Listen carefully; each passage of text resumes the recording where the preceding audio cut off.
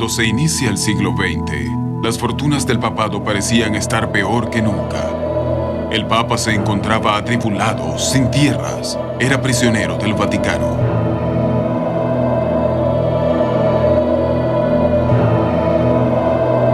Pero espiritualmente, su poder había alcanzado alturas impresionantes. Era infalible, padre de millones de fieles, el oráculo de Dios.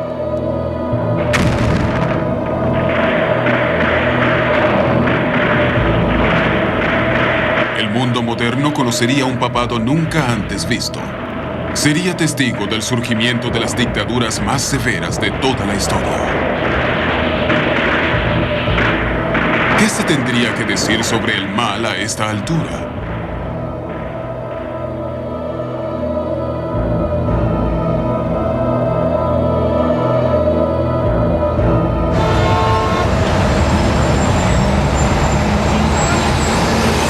La ciudad de Nueva York, construida en casi la misma cantidad de años que cualquier catedral medieval, pero con la diferencia de que fue construida para la gloria de Mamón. Rápida, moderna, importante. Sin embargo, un país cristiano donde con la ayuda de suscripciones de 1 centavo por semana se construyeron grandes iglesias en las ciudades. Este era el país de Dios, un país republicano libre de las viejas opresiones.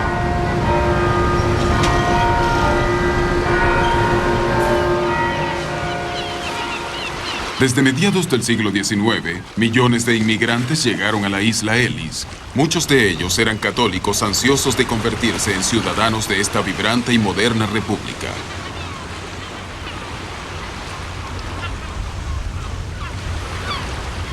Estos nuevos norteamericanos orgullosos trajeron su antigua fe al libre país de Dios.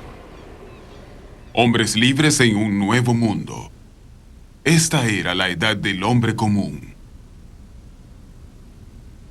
En 1903, el lugar de San Pedro fue ocupado por un hombre de la misma clase, un papa campesino, el primero por 3 siglos. Pío X era un párroco gordo y atractivo que parecía decidido a modernizar las rígidas estructuras de la iglesia y llegar al hombre común. Su papado estuvo marcado por la reforma práctica. A los niños de 7 años se les permitía recibir el sacramento.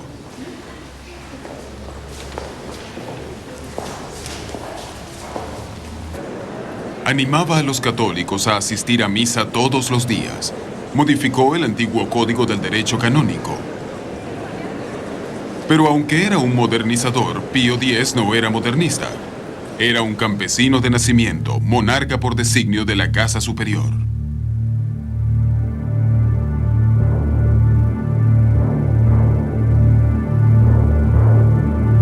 Los papas de todos los tiempos han sido monarcas. Reyes y emperadores han besado sus pies.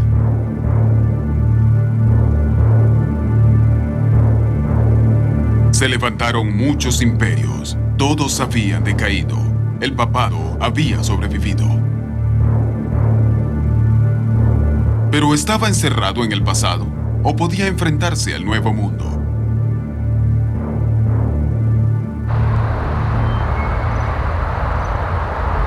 Pío detestaba el Estado italiano que le había robado a la Iglesia sus tierras y aborrecía a la sociedad seglar que renegaba del poder de Dios. El monumento de Víctor Manuel, diseñado para ser más alto que la cúpula de la iglesia de San Pedro y apodado el pastel de bodas, es un recordatorio del divorcio de la iglesia y el Estado.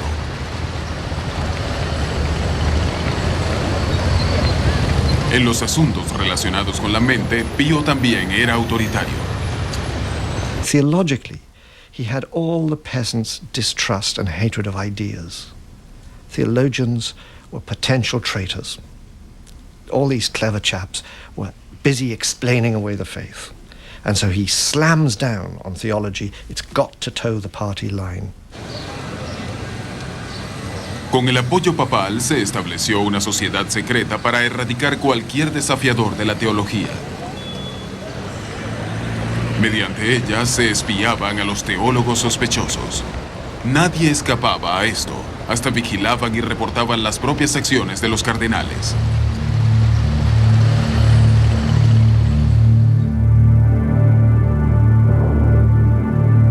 En 1910 se formula un implacable juramento antimodernista para erradicar el error y que sería impuesto al clero.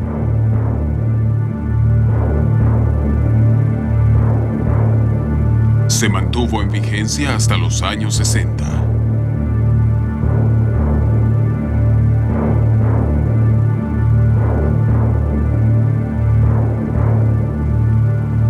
Pío muere en 1914. Se rumoró que su sucesor había sido denunciado como hereje modernista. Benedicto XV era realmente un sacerdote compasivo y sensible que fue elegido para ser papa en tiempos de guerra.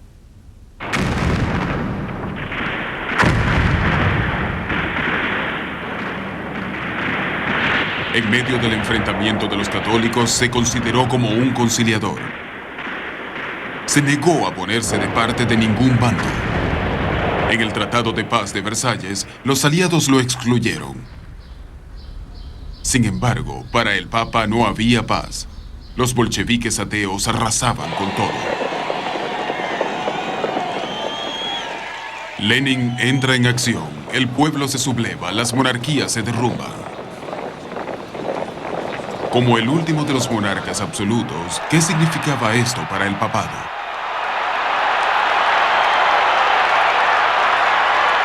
Elegido como sucesor de Benedicto en 1922, Pío XI estaba convencido de que el comunismo era el peor enemigo que la Europa cristiana jamás había enfrentado.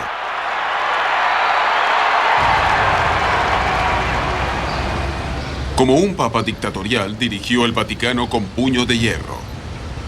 Pero en nombre de la Iglesia, estaba dispuesto a negociar. Esta era la época de los concordatos. It had to do, I think, with the realization after the First World War that new states had come in which had secular governments which would no longer respect the rights of the church. And therefore it became part of the church's policy in dealing with these new states to make these kinds of contractual agreements.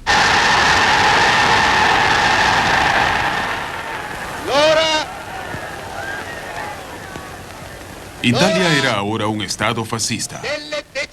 Su líder, Mussolini, consideraba al Papa un valioso instrumento en las relaciones públicas. Propuso terminar con el enfrentamiento entre la Iglesia y el Estado. En 1929, el Papa y los fascistas llegan a un acuerdo.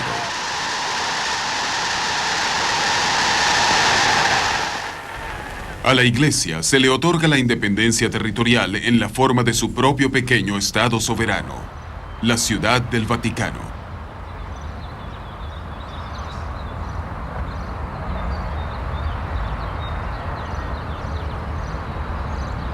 Solo una octava parte del Central Park de Nueva York, pero con sus propias restricciones limítrofes.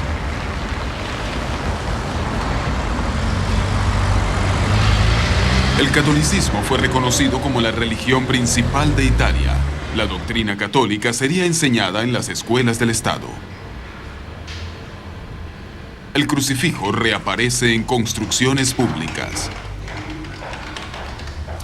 El Papa recibiría compensación financiera, una retribución de 1.750 millones de liras por la pérdida de los estados pontificios. Pío XI aclamó a Mussolini como un hombre enviado por la providencia. Después del corte, santos y pecadores. Esta cruz gigantesca es un monumento al general Franco y a aquellos que murieron luchando con él en la Guerra Civil Española.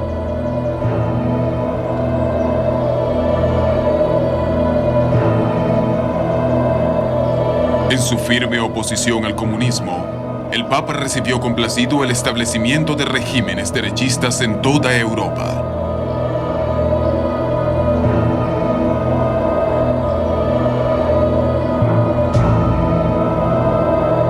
En Alemania, el régimen nazi de Adolfo Hitler era una amenaza para la Iglesia. pero también era antibolchevique. Para Pío, Hitler parecía el menor de dos males.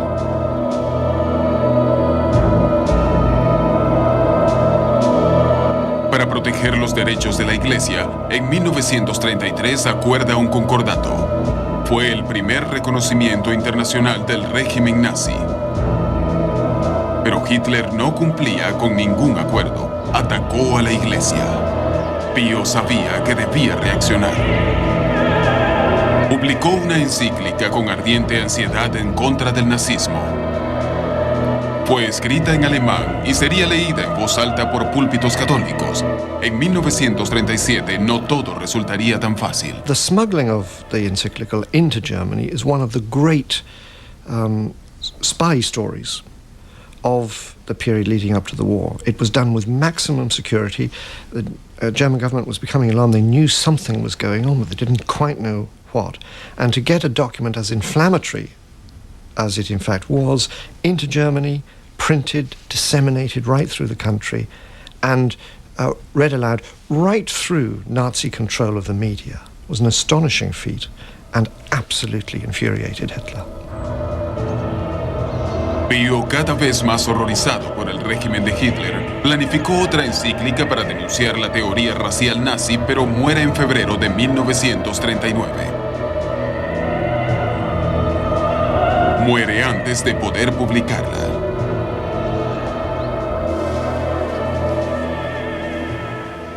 Esta fue la herencia de Pío XII.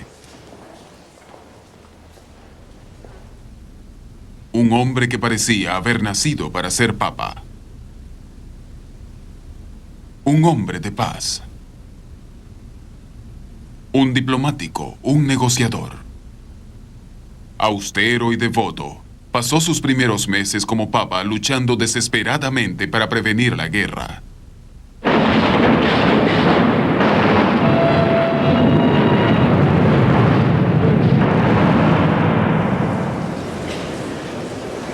Siguiendo el ejemplo de Benedicto XV, depositó su confianza en la negociación, pero eso no sería suficiente.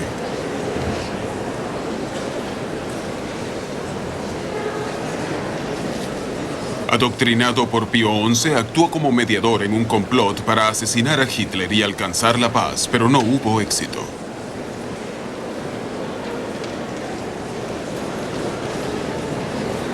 Le faltaba decisión, justo en una era que exigía acción.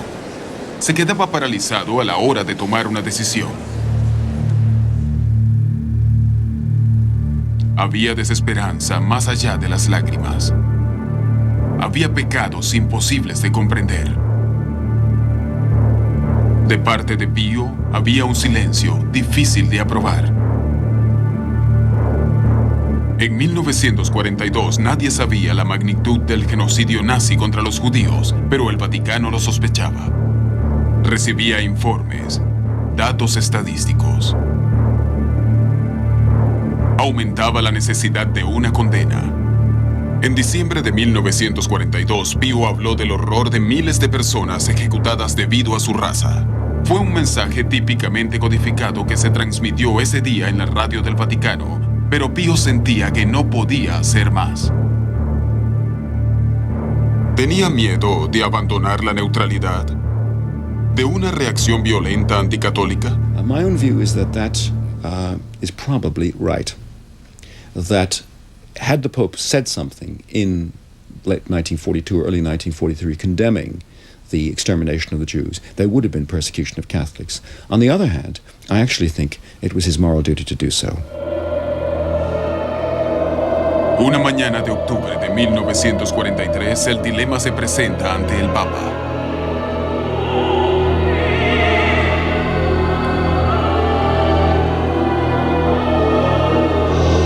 Los nazis rodean a los judíos de Roma.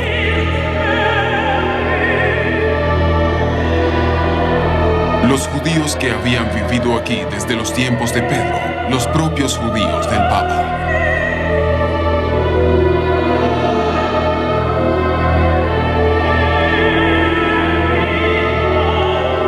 Los fondos del Vaticano se invirtieron en medidas de rescate, los ahorros quedan agotados, las basílicas llenas. Las iglesias ofrecieron refugio. Pío sentía que había hecho todo lo que podía.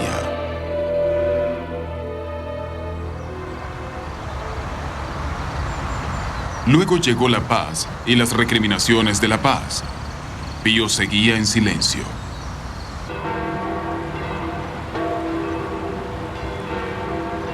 En 1956, Pío habla en contra de la tiranía.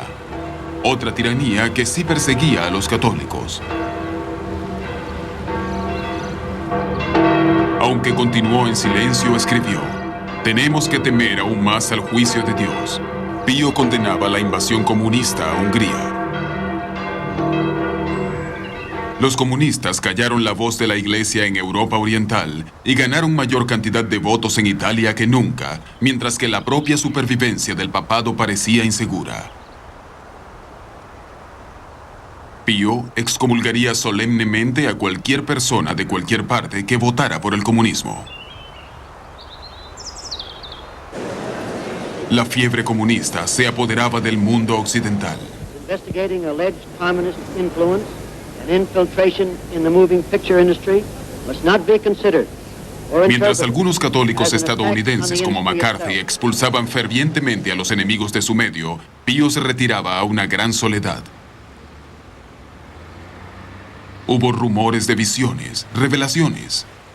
Para el tiempo de su muerte, en octubre de 1958, una agobiante atmósfera de desconfianza había descendido sobre la Iglesia. El cónclave, que se reuniera 2 semanas después, estaba profundamente dividido. Optaron por un compromiso. Angelo Roncalli, de 77 años, no duraría mucho tiempo. Estaba demasiado viejo para tomar las riendas. El cálculo humano casi nunca había estado tan increíblemente equivocado. Ahora tenía otro cuyas raíces estaban mucho más arraigadas en la tierra. Hijo de granjeros italianos que compartían su casa con 6 vacas, Roncalli sirvió como diplomático papal en la oscuridad de Bulgaria destruida por la guerra. No era radical.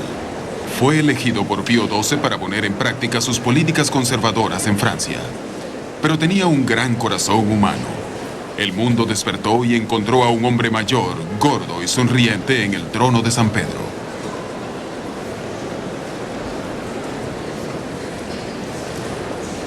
Juan XXIII conocía el mundo moderno y extendió una mano abierta hacia él sin temor.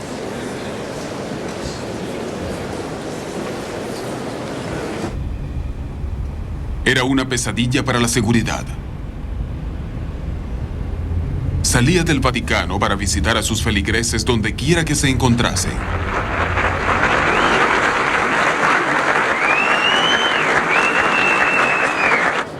En el Vaticano acabaría el aislamiento. Juan recibía a los visitantes. En sus discursos se destacaban sus frases favoritas: actualizar y vivir juntos. Frases que eran ignoradas en una guerra fría mundial.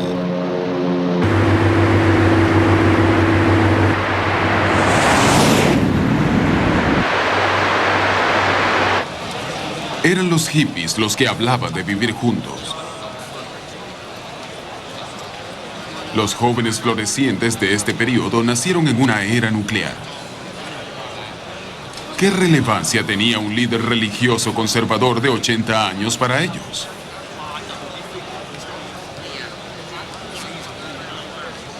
Imperturbable, oraba por un mundo nuevo y libre. Un mundo en el que los obispos, donde quiera que estuviesen, compartieran responsabilidades con el Papa.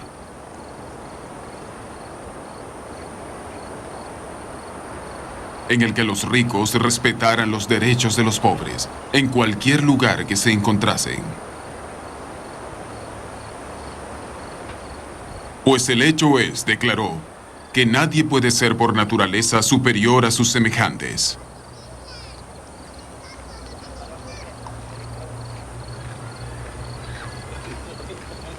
¿Era esto una simple utopía?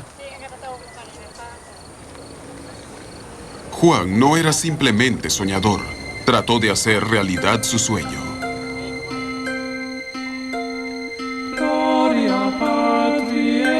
Apenas 3 meses después de ser electo, convocó un concilio. Sería una reunión de todos los obispos del mundo para discutir, debatir y decidir las políticas de la Iglesia.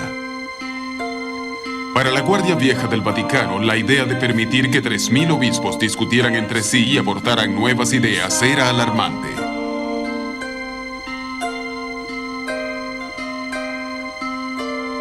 Para Juan, era el único camino a seguir.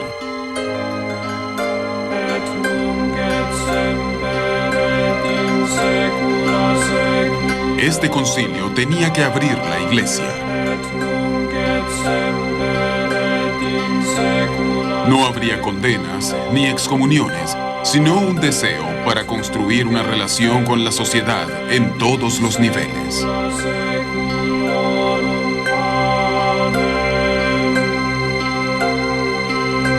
Indudablemente, Juan tenía una visión de una iglesia pastoral unida, pero no tenía una programación clara.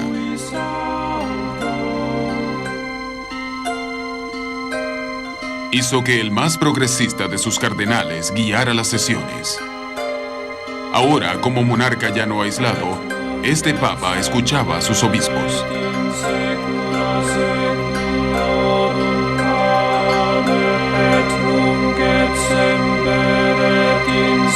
La antigua fe sería difundida con nuevos medios y con palabras que hablaran nuevamente a un mundo hambriento de evangelio.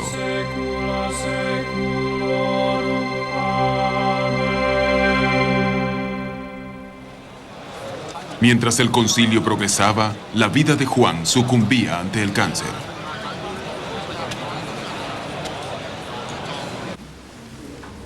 Murió el 3 de junio de 1963, el papa más querido de la historia.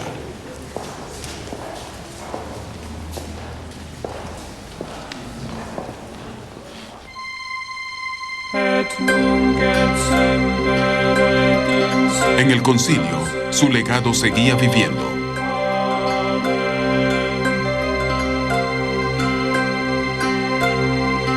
Pero ¿bajo la dirección de quién viviría?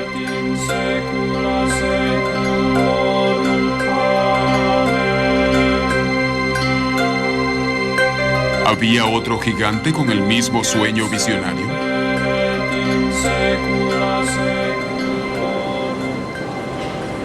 Como cardenal, Giovanni Montini desempeñaba un papel decisivo en la formulación de la orden del día del concilio. Como la mano derecha de Juan, era la opción obvia. Se hizo la elección. Ahora, como papa, Paulo VI asumía una gran responsabilidad. Su primera ley, como de costumbre, fue impuesta y le permitió coronarse y vender la diadema papal para obtener dinero para los pobres.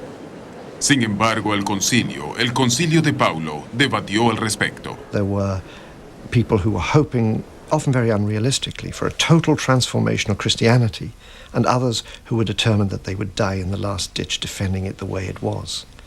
And it looked to very many people as if the Catholic Church would simply break apart. And it was part of his genius that he was trusted by both sides, and he managed to hold both sides together.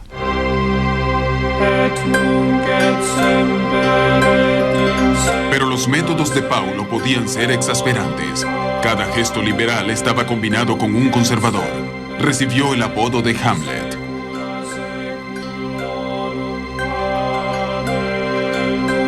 Pero impulsaba constantemente los cambios esenciales.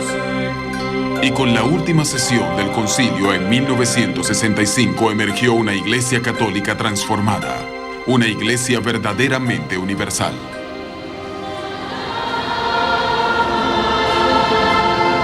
La misa fue traducida.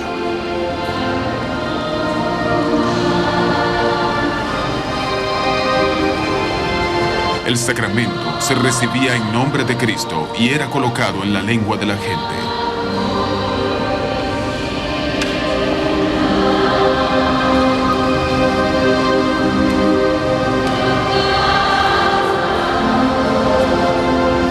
Pero ¿podía el concilio unir la Iglesia de Cristo? Después de siglos de hostilidad, Paulo y el patriarca de Constantinopla levantaron la antiquísima excomunión mutua de las iglesias de cada uno en un acto elocuente.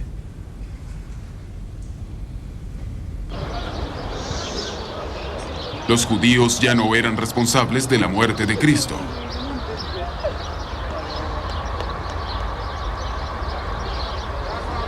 Todos los hombres tenían el derecho de venerar de acuerdo a sus conciencias. La Iglesia había reconocido que debía tolerar la libertad religiosa en un mundo moderno. Ahora el concilio decretaba que era una obligación. Pero ¿qué pasaría con las clases marginadas y olvidadas del tercer mundo? Paulo publicó varias encíclicas sobre la justicia social. Fue aclamado como un campeón de los pobres. Viajó por todo el mundo para animar a la gente. En todo esto confiaba en el concilio, pero igualmente confiaba en el papado. Estas lealtades conflictivas dominaron sus últimos años. En conformidad con el deseo del concilio de relacionar la autoridad papal con la de otros obispos, Paulo hizo que se reuniera un sínodo regularmente para aconsejarlo. Una extensión del concilio en principio. In practice, however, he was afraid of relaxing his own authority. He felt there were some issues where the buck stopped with him. So in the end, the synods tended to become talking shops with the agenda decided by the Vatican.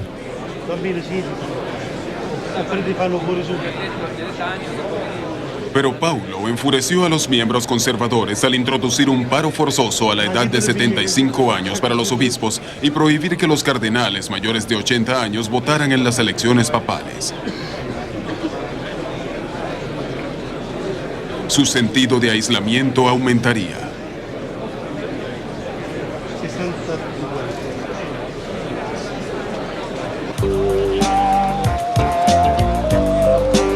Una nueva generación se negaba a hacer la guerra. Quería hacer el amor. La revolución sexual volvía en contra de los antiguos valores. Una revolución que afectaría a la mayoría de la era de la liberación.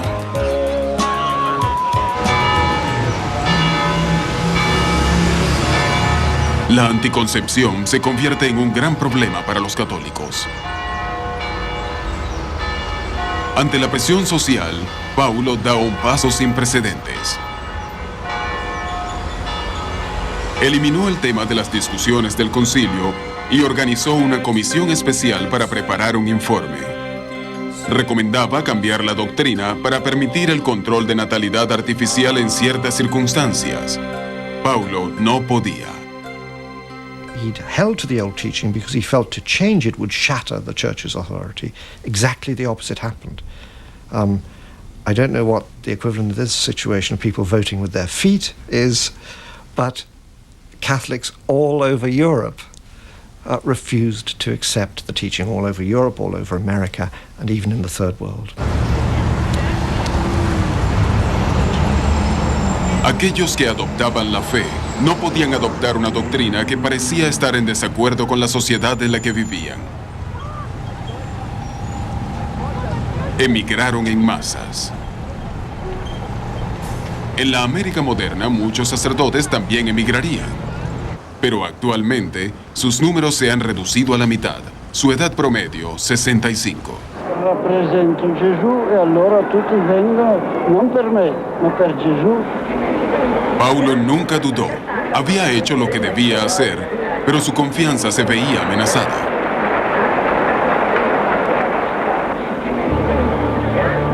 Sus últimos años como papa fueron una especie de lenta crucifixión para él, pues organizaba su propia falta de popularidad.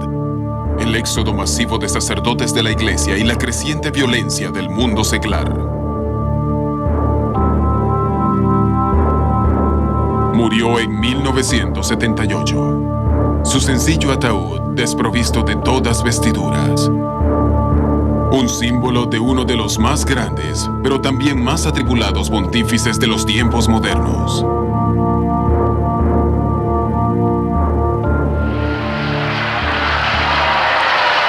Su sucesor fue Juan Pablo I, un obispo sencillo y de buen humor, elegido para levantar la penumbra que había reinado durante los últimos años de Pablo.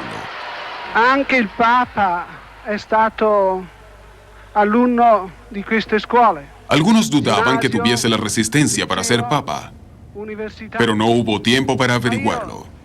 Fue encontrado muerto en el apartamento papal justo un mes después de su elección. Alla gioventù e alla parrocchia. Unfortunately, the Vatican engaged in a rather silly cover-up. The Pope's housekeeper, a nun, had in fact brought him coffee that morning in bed, and that's how she discovered him. But of course, being in the Vatican, celibate priests and so forth, they weren't allowed to give out the idea that a nun would go into a pope's bedroom. So they said it was the secretary. Somebody else thought up the idea that he was reading a holy book, The Imitation of Christ, and this was found in his hands. And as a result of this, when these little white lies were discovered, this gave rise to the notion that there was a huge cover-up. Circularon rumores sensacionales. El Papa había sido asesinado, silenciado antes de que pudiera denunciar la corrupción en el Banco del Vaticano o cambiar la doctrina sobre el control de la natalidad. But when you think about it, this is extraordinarily illogical, because it's almost like saying, you should cut off your grandmother's head because she's got a pimple on her nose. So all the indications are he stopped his medicines and he died of an embolism about 3 weeks after that occurred. Pero, ¿por qué habría de parar sus medicinas? ¿Fue esta una decisión consciente? Seguramente no. En su elección, Juan Pablo había asistido a su puesto inmediatamente como era de costumbre. Nunca regresó a Venecia para empacar su equipaje ni sus medicinas. Nadie lo notó.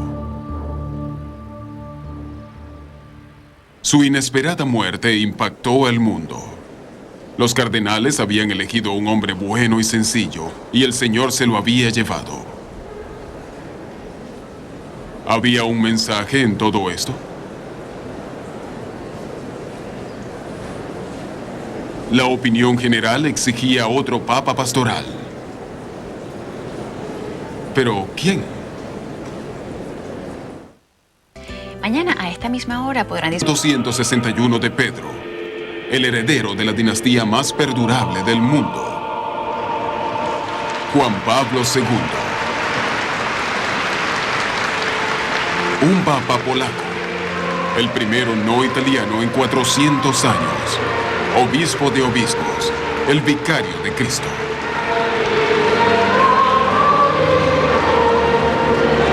Es una paradoja. Populista, carismático, campeón de los derechos humanos y de la libertad religiosa, pero ultraortodoxo y conservador.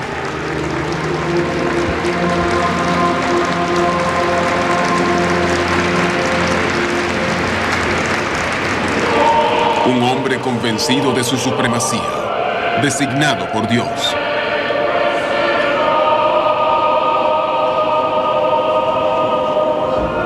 El Papa debe sufrir, dijo.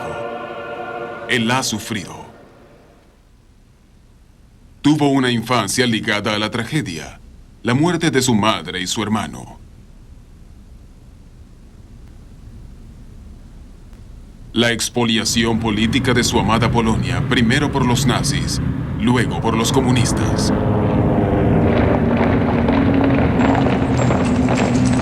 Durante la guerra trabajó en una fábrica de productos químicos. Llegó a familiarizarse con el horror.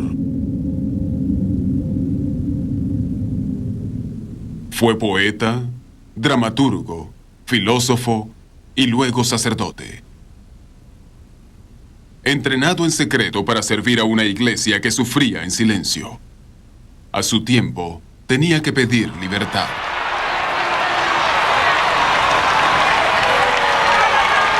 En 1979, Karol Wojtyła regresa a Polonia como Juan Pablo II. Este fue el saludo de un país que bajo el régimen comunista era oficialmente ateo.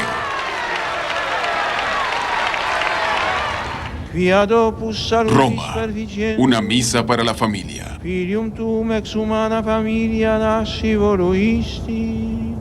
Juan Pablo predica en una nación católica occidental con el más bajo índice de natalidad del mundo, no a la anticoncepción, no al aborto.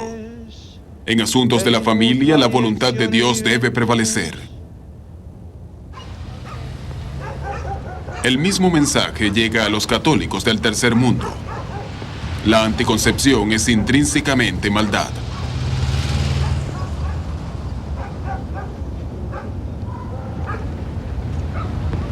Sin embargo, al perpetuar la vida humana, la pobreza y el SIDA amenazan a los más vulnerables de la sociedad y a muchos les cuesta creer que esta sea la voluntad de Dios. Pietro lo confessò con la parola e con sangue, figlio del Dio vivente. Juan Pablo no tiene dudas. La controversia estallará. Se debe confiar en su palabra y aprenderla de memoria.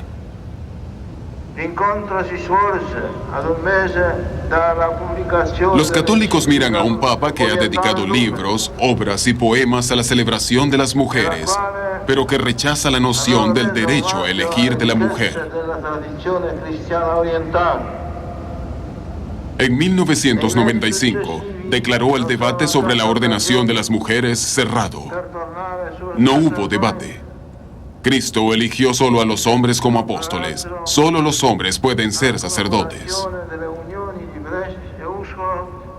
Es una visión severa, paternalista.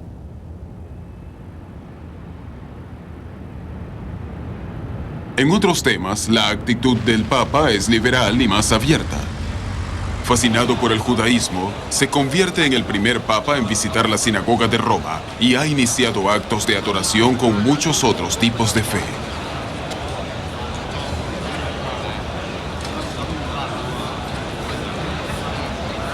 Como eslavo, espera que el Oriente cristiano acabe con la hostilidad entre los católicos y los ortodoxos, la cual considera ha dejado la Iglesia respirando con un solo pulmón. So our prayer, our desire, our effort must be to go back to the unity of the first millennium as we approach the third one. Paradójicamente, es la exaltada visión de Juan Pablo del Papa como un obispo supremo el mayor obstáculo en la búsqueda de la unidad. As the successor of the Apostle Peter, whom Jesus Christ placed over his church, I have a binding duty to encourage and strengthen the faith of my brothers and sisters wherever they are.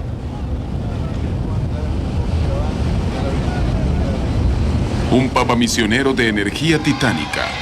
Veterano de 70 tours internacionales, Juan Pablo ha llegado al pueblo.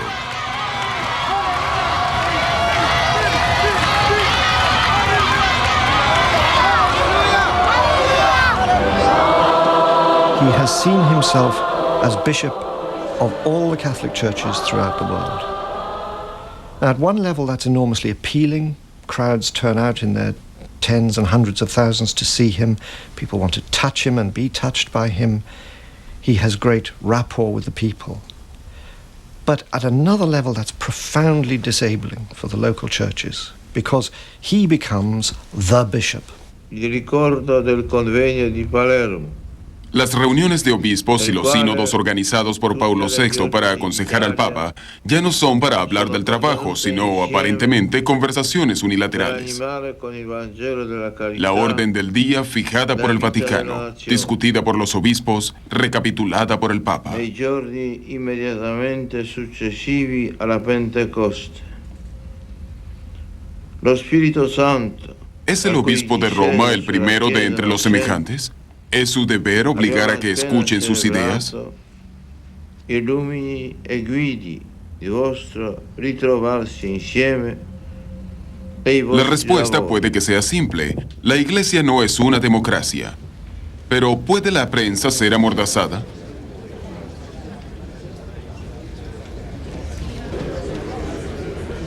Al convertirse en papa, Juan Pablo afirmó que el Vaticano debía ser tan transparente como el vidrio. Sin embargo, la prensa es excluida de todos los debates de los sínodos.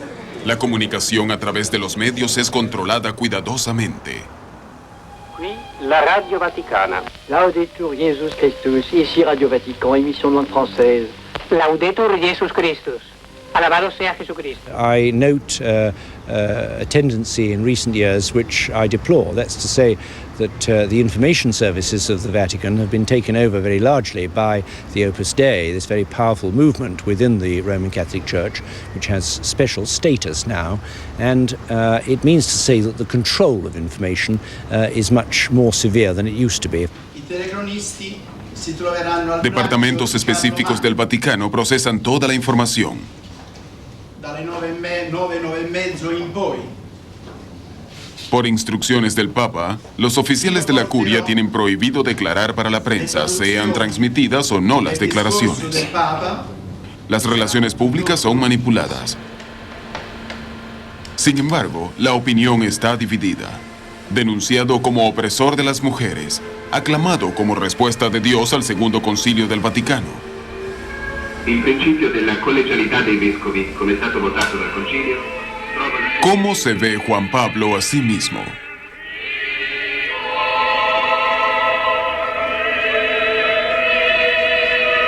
Cree que es parte fundamental de los designios de Dios.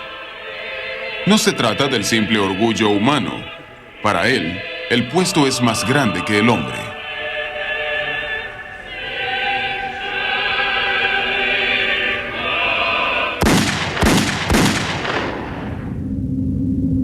Intento de asesinato al Papa. 1981. Juan Pablo cree que el disparo que casi le quita la vida fue milagrosamente desviado. No era tiempo para el próximo cónclave. Aún no. Pero ese tiempo llegará. The 2 weeks which elapses between the funeral of the pontiff and the election of his successor is a period of great lobbying. All the cardinals arrive in Rome. And don't forget that this time you're going to have an extraordinary number of old cardinals who, at the age of 80, are disqualified from taking part in the election. But be sure they're going to make their influence felt. El Papa es el único obispo de la Iglesia Católica exento del paro forzoso. Morirá en su puesto.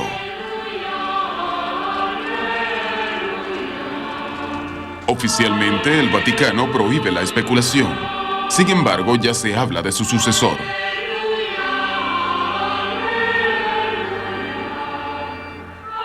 At one level, I would like a pope who, in a sense, was weaker, less popular, less in touch, and who would therefore either force or permit other people to take on a proper adult role.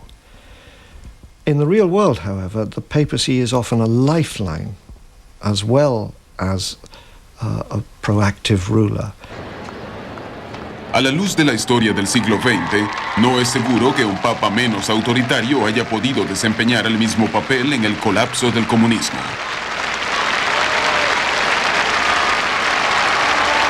A las puertas de un nuevo milenio, Juan Pablo II está convencido de que tiene una misión providencial para dirigir a la Iglesia hacia el siglo XXI.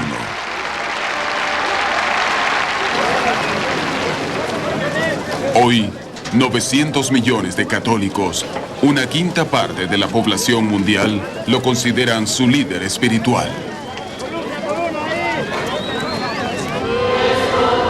Ahora que la ciencia dota a la humanidad de poderes de manipulación parecidos a los de Dios, nuestros valores éticos son y serán retados como nunca antes. Dentro de la misma Iglesia Católica hay tensiones que resolver. Se exige menos jerarquía, más diálogo.